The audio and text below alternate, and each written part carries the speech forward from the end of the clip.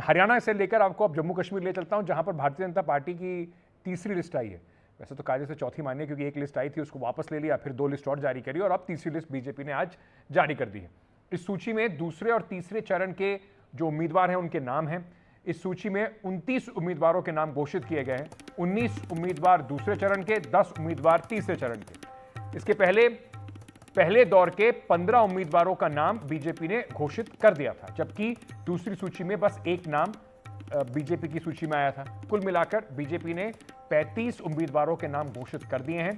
पहली बार जो सूची आई थी उसमें बस एक नाम बदलाव किया गया है। वहां पे श्री माता वैष्णो देवी सीट से रोहित दुबे की जगह पर बलदेव राज शर्मा को टिकट दिया गया।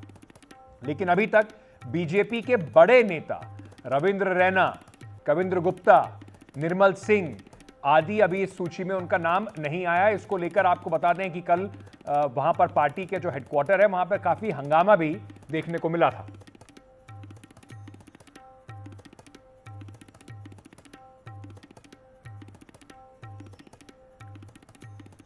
तो भारतीय जनता पार्टी जिस तरीके से जम्मू कश्मीर के चुनाव में, इस बार चुनाव तो खैर अकेले लड़ रही, 90 सीटों पर चुनाव लड़ने का दावा भी भारतीय जनता पार्टी कर रही है। वैली में भी और जम्मू के इलाके में भी भारतीय जनता पार्टी ये कम से कम कहती हुई नजर आ रही है कि मजबूती से चुनाव लड़ा जाएगा।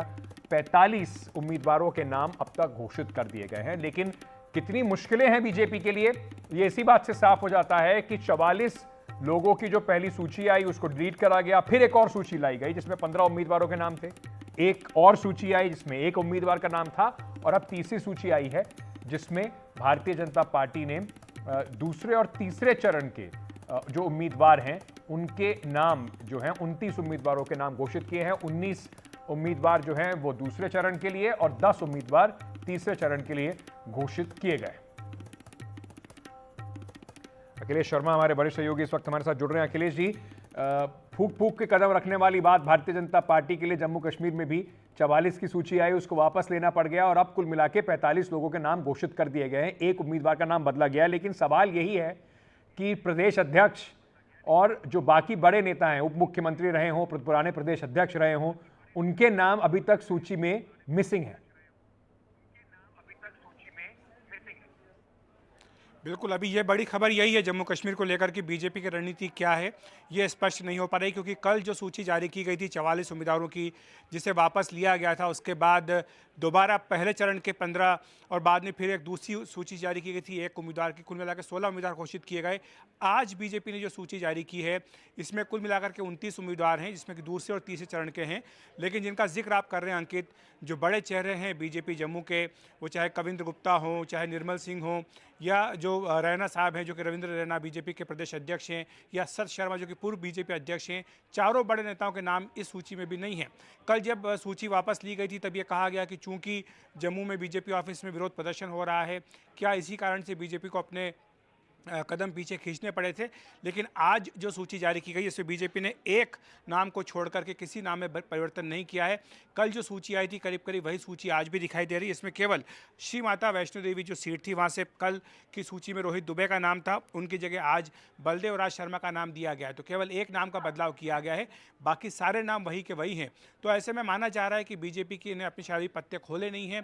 बीजेपी आखिरी मौके पर अपने कुछ सरप्राइज देना चाहती है और शायद यही कारण है कि इसमें कई बड़े नेताओं के नाम नहीं है। लेकिन यह भी हकीकत है अंकित कि कई बड़े नेताओं की तो छोड़ दीजिए, लेकिन कई मौजूदा विधायकों के नाम भी बीजेपी हो सकता है कि काटे, क्योंकि पार्टी को लगता है कि 10 साल पहले जो परिस्थिति थी वो आज पूरी तरह से बदल गई है और जम्मू कश्मीर के नए हालात हैं, नई परिस्थितियां हैं।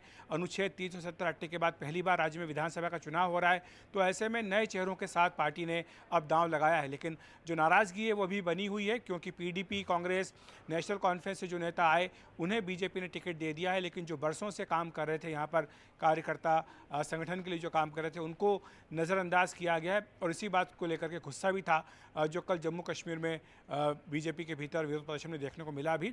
लेकिन अब चूंकि आज पहले चरण के नामांकन की तारीख निकल गई है, तो ऐसे में मान के चलिए कि बीजेपी ने करीब 8 सीटों पर अपने उम्मीदवार खड़े नहीं किए, खासतौर से दक्षिण कश्मीर की सीटों पर। तो ये वहाँ पर बीजेपी निश्चित तौर पर जो ताकतवर निर्दलीय उम्मीदवार हैं उनका समर्थन करेगी। तो कुल मिला के ये माना जाए कि भारतीय जनता पार्टी कम से कम अभी के हिसाब से अखिलेश जी 82 सीटों पर चुनाव लड़ेगी, 90 में से 8 का अभी आंकड़ा जो है जिसमें बीजेपी ने खुद चुनाव नहीं लड़ा है। यही बात नेशनल कॉन्फ्रेंस, कांग्रेस भी पीडीपी आरोप लगाती रही है कि बीजेपी प्रॉक्सी कैंडिडेट खड़े कर रही है। प्रॉक्सी कैंडिडेट और कई सारी पार्टीज हैं जिनको वो समर्थन करके ये कहीं ना कहीं कोशिश कर रही है कोई कॉम्बिनेशन बैठाने की।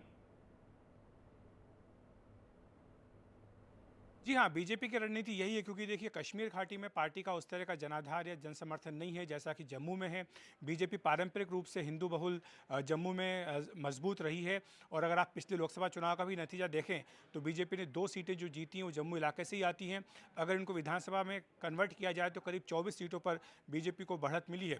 इस बार परिसीमन के बाद चुनाव हो रहा है, यहाँ पर जम्मू की सीटें बढ़कर 43 हो गई हैं, और बीजेपी को लगता है कि अधिकतम सीटें अगर राज्य में जीती जा सकती हैं तो जम्मू से ही जीती जा सकती हैं।